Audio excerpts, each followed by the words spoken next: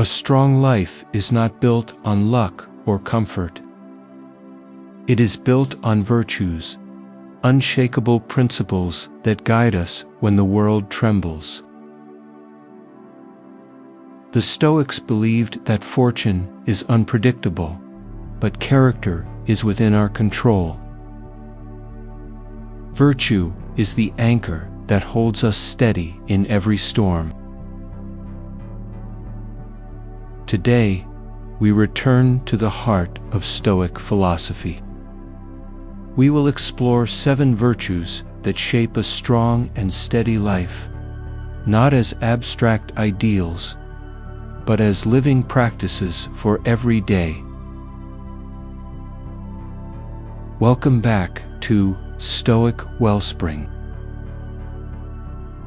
Virtue as the core. For the Stoics, virtue was not optional. It was the essence of a good life. They believed that external things like wealth, health, and reputation are not truly under our control, so they cannot define our worth. What we can control is our character, and this is where virtue lives. Virtue is not about perfection. It is about alignment, living in harmony with reason, nature, and our highest self. A virtuous person does not depend on fortune to stand firm, because their strength comes from within. In this reflection, we will explore 7 Stoic virtues that shape a strong and steady life.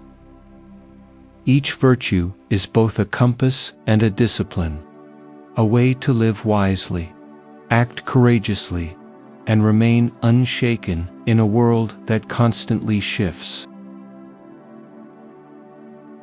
Before we begin, if these Stoic reflections speak to something deep within you, consider subscribing to Stoic Wellspring. Each subscription is like a quiet flame. It keeps this work burning steadily, reaching more souls along the way. Part 1. Wisdom. The first Stoic virtue is wisdom, the ability to see reality clearly and act in harmony with it. For the Stoics, wisdom is not a luxury for the few, but the very foundation of a good life. Without wisdom, the other virtues lose their direction, just like a ship without a rudder. Courage without wisdom becomes recklessness. Justice without wisdom can turn into blind judgment. Temperance without wisdom may drift into rigidity. Wisdom is the guiding light of all virtue. Marcus Aurelius began each day by reminding himself of the world he was about to enter, a world with selfish people, unpredictable events, and inevitable challenges. He did not do this to grow bitter, but to keep his eyes clear. Wisdom is not naive optimism or cynical despair. It is seeing the world as it is and choosing to act rightly within it. Epictetus taught that the essence of wisdom is the clear distinction between what is within our control and what is not. Without this distinction, our minds are like boats without anchors, tossed and spun by every gust of fortune. But when we understand what truly belongs to us, our judgments, our choices, our character, we gain a stable ground no storm can take away. Wisdom is also the courage to pause before reacting, the humility to admit when we are wrong, and the discipline to question appearances. It is not loud, it does not boast. It works like a clear mirror, reflecting reality without distortion. In our modern world, wisdom is often confused with information. We scroll endlessly, consume headlines, and mistake speed for clarity. But wisdom is not about knowing more. It is about seeing better. A wise person can stand amid noise and still perceive what truly matters. Wisdom does not promise us calm seas. It gives us the eyes to see the waves, the hands to hold the wheel, and the strength to sail through the storm without losing ourselves. Part 2. Courage. The second Stoic virtue is courage, the strength to act rightly despite fear, pain, or uncertainty. For the Stoics, courage is not the absence of fear. It is the mastery of it. Fear is a teacher, not an enemy. It reveals what we value most and asks us whether we will stand for it. Seneca once wrote in his letters that difficulties strengthen the mind just as labor strengthens the body. Courage is forged not in comfort, but in trial. It is the quiet decision to remain upright when the storm hits. Think of a Roman general before battle. He does not tremble because of the clash of swords. He fears the shame of cowardice.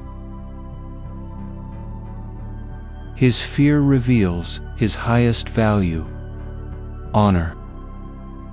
By listening to his fear, he knows what must be defended at all costs. Epictetus taught that some fears are imaginary, shadows cast by the mind, while others point toward real challenges. Wisdom discerns between the two, but courage is what moves us forward. Without courage, wisdom remains locked in thought. With courage, thought becomes action. In modern life, courage takes many forms. It is the employee who speaks truth to power when it would be easier to stay silent. It is the parent who admits their mistakes to their child.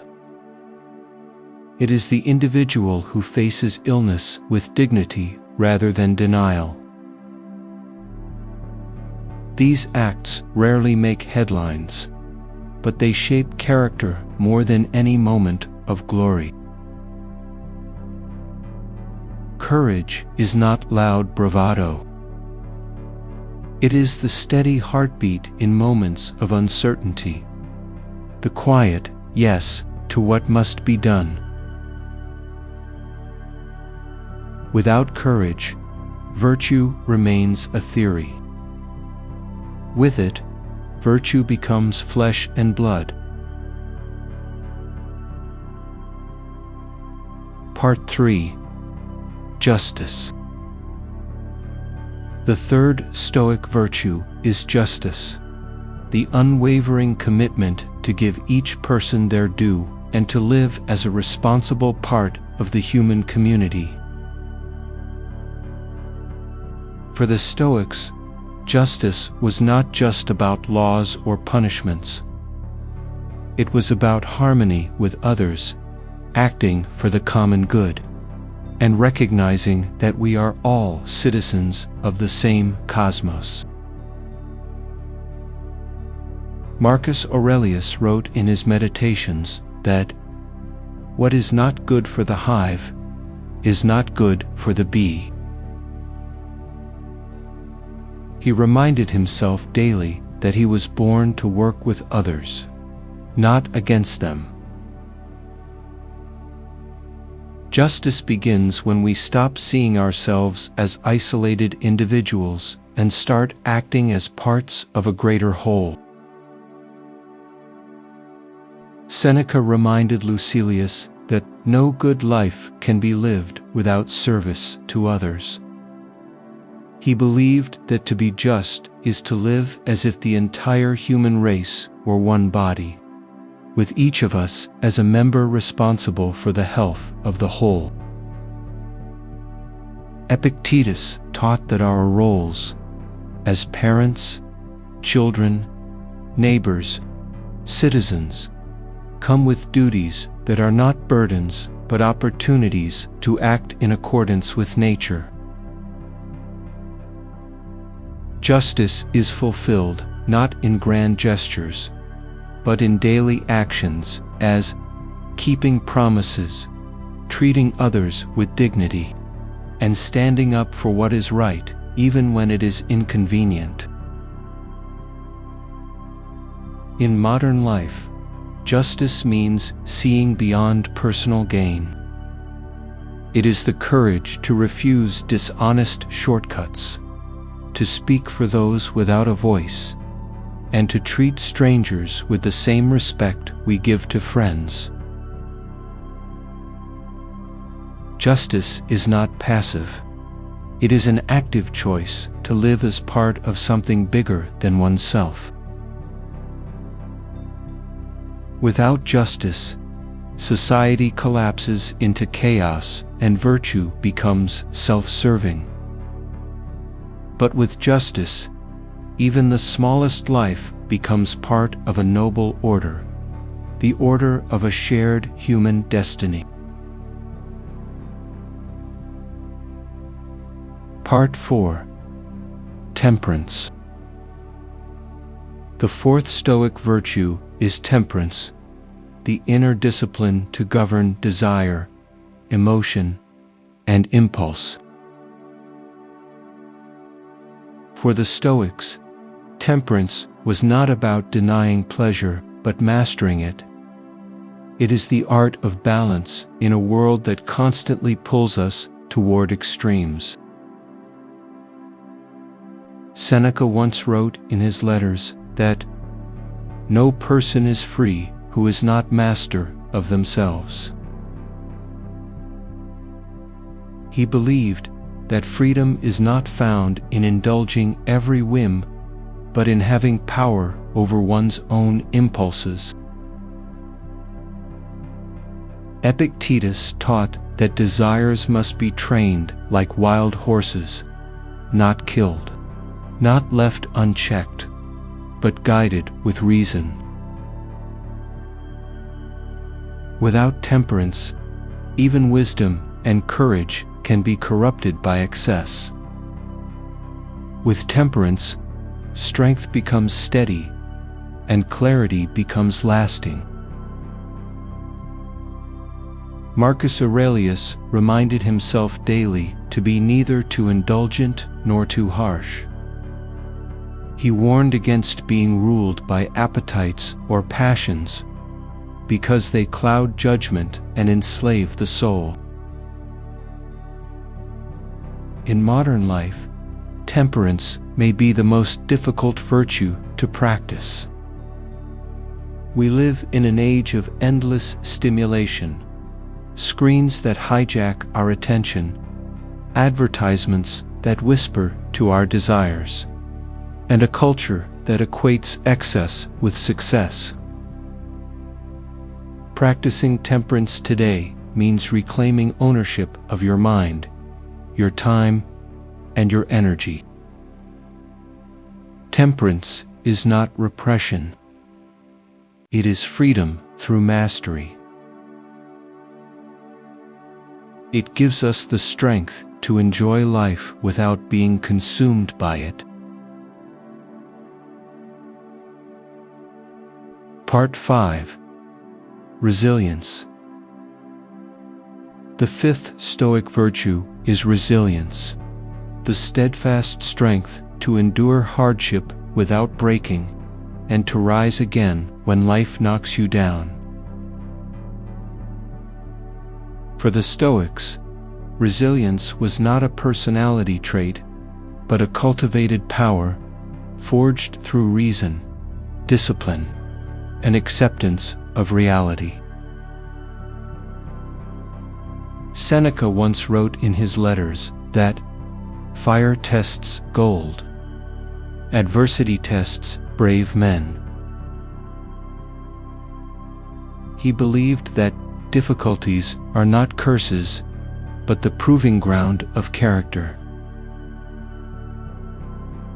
Without trials, the soul remains untempered. With them, it becomes unbreakable. Epictetus, born into slavery and later crippled, embodied resilience in his very being. He taught his students that while they could not choose their circumstances, they could always choose their response. Epictetus once wrote in the Enchiridion, "Do not seek for events to happen as you wish, but wish for them to happen as they do, and your life will go smoothly." Marcus Aurelius faced plague, war, betrayal, and personal loss. Yet he wrote night after night in his journal, reminding himself to endure with dignity. He saw obstacles not as reasons to collapse, but as opportunities to practice strength. Resilience was not resistance. It was harmony with what life brings. In our modern world, resilience often looks quieter than we imagine.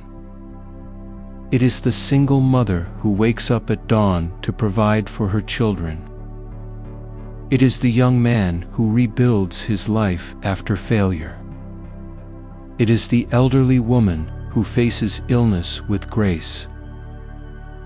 These acts do not make headlines, but they shape the human spirit more than victories do. Resilience is not pretending that pain doesn't exist. It is facing it with steady eyes and saying, "You will not break me."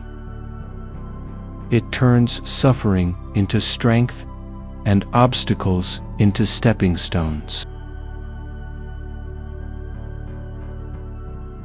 Part 6. Humility. The sixth Stoic virtue is humility, the quiet strength of recognizing our limits, our dependence on others, and our place within the greater order of life. For the Stoics, humility was not weakness, it was clarity.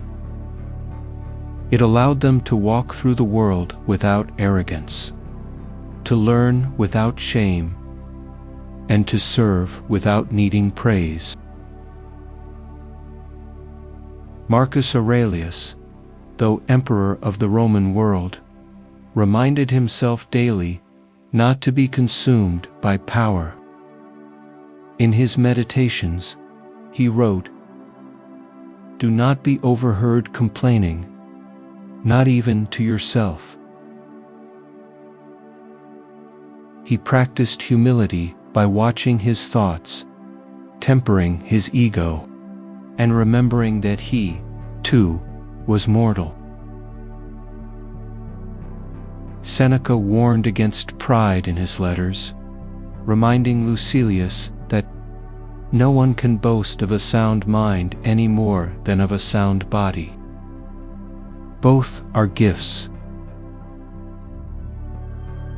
He saw humility as the antidote to vanity, a way to stay grounded even in success.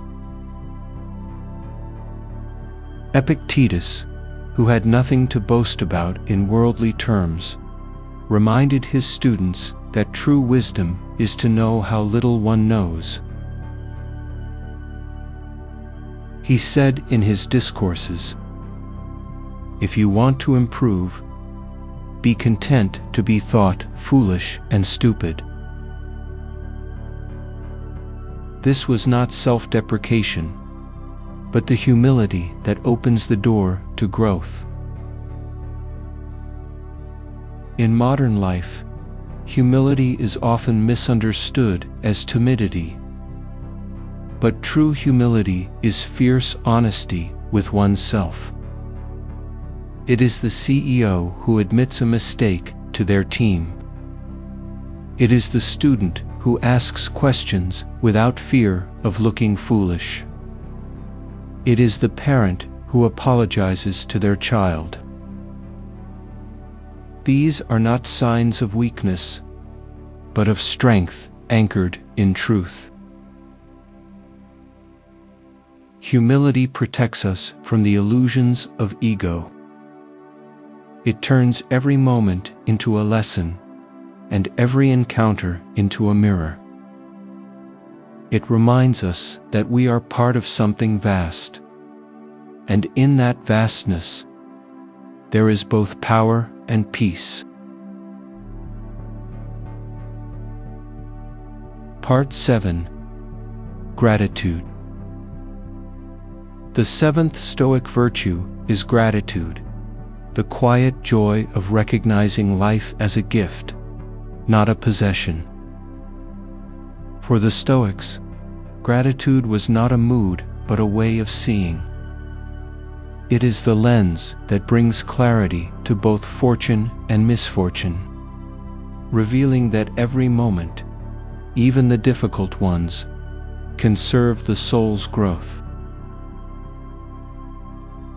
Marcus Aurelius often reflected on the harmony of nature and the order of the universe.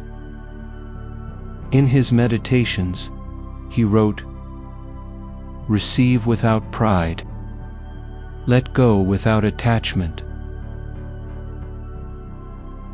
Gratitude for him was the acceptance of life's flow, neither clinging to what is given, nor raging at what is taken away. Seneca wrote to Lucilius that he who receives a benefit with gratitude repays the first installment. Gratitude is not passive appreciation. It is an active acknowledgement that transforms receiving into giving and giving into a shared bond. Epictetus reminded his students that life itself is a loan, not a possession. He said in his discourses, "Never say about anything, 'I have lost it,' but 'I have returned it.'" This was not cold detachment, but the highest form of gratitude, seeing all things as gifts temporarily entrusted to our care. In modern life, gratitude is often buried beneath noise and speed. We rush from one task to another, chasing future moments while neglecting the miracle of the present. Practicing gratitude today means pausing to breathe, to notice, and to give thanks, not because life is perfect, but because it is real. Gratitude completes the circle of Stoic virtue. Wisdom teaches us to see, courage to act, justice to live rightly, temperance to govern ourselves, resilience to endure, humility to stay grounded, and gratitude to embrace it all. It is the quiet yes to existence itself.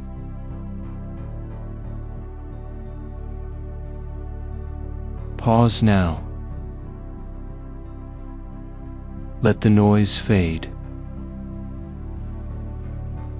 Imagine standing in the stillness of your own mind, a place untouched by fortune or fear.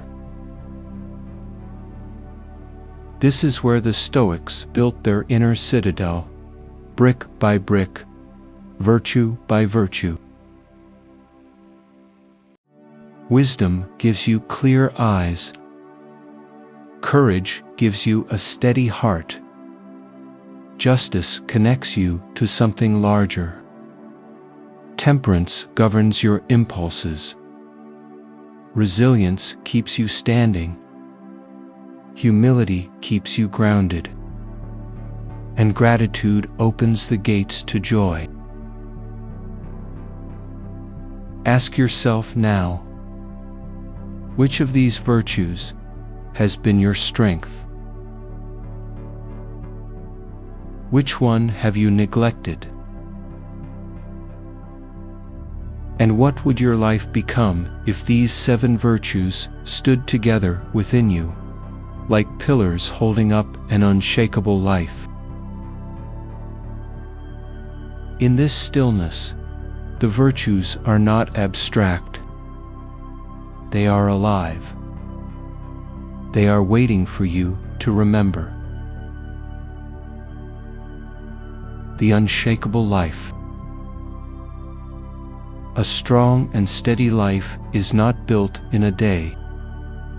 It is built through daily choices, shaped by virtues that endure when everything else fades.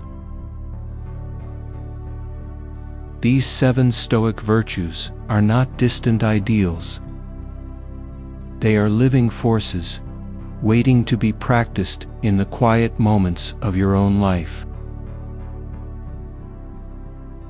Seneca once wrote in his letters that it is not that we have a short time to live, but that we waste much of it.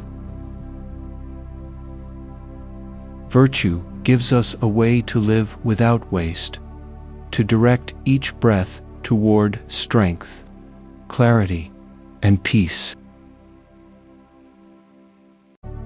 Thank you for walking with me through this reflection. If these Stoic virtues stirred something within you, I invite you to subscribe to Stoic Wellspring. Your presence here helps these words travel further, carrying wisdom where it's needed most. Be well. Be still. Be free.